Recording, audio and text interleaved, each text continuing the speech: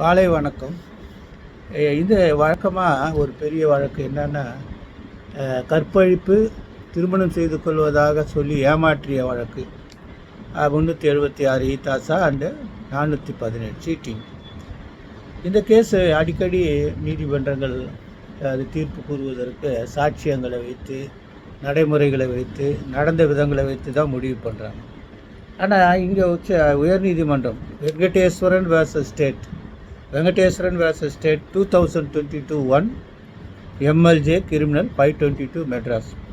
Venkateswaran versus state 2022-1 MLJ criminal 522. இந்த கேஸில் அந்த உயர்நீதிமன்றம் என்ன சொல்லுதுன்னா, வெறும் வாக்குறுதி கொடுத்துட்டு பின்னர் அதை அவர் நிறைவேற்றலைன்னா அது 376 470 வராது.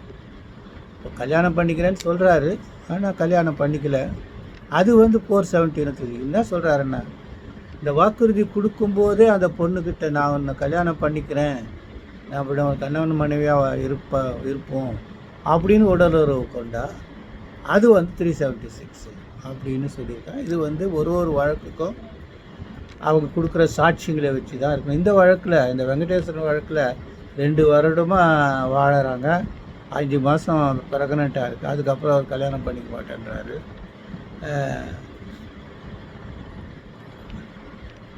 இதனால் இது கன்செஷனல் செக்ஸ், அதாவது மன உடன்படிக்கையுடன் கூடிய உடல் உறவு, ஏமாற்று வேலை இல்லை அப்படின்னு. ஸோ நம்ம டிஃபென்ஸ் லாயருக்கு என்ன கடமைன்னா, சாட்சியங்களை வைத்து இது திருமணத்துக்கு உறுதியளித்து விட்டு பின்னர் அதை கடைப்பிடிக்கவில்லையா, இல்லை திருமணம் செய்து கொள்வதாக கூறிய உடலுறவு கொண்டாரா, இந்த 2 விஷயங்கள் தான் நீங்கள் அதை நீதிமன்றத்தில் நிரூபிக்கணும். இது எல்லாமே அந்தந்த அக்யூஸ்டு நடந்துக்கிற விதங்கள், முறைகளை வச்சு தான் நீதிமன்றங்கள் தீர்மானிக்கும்.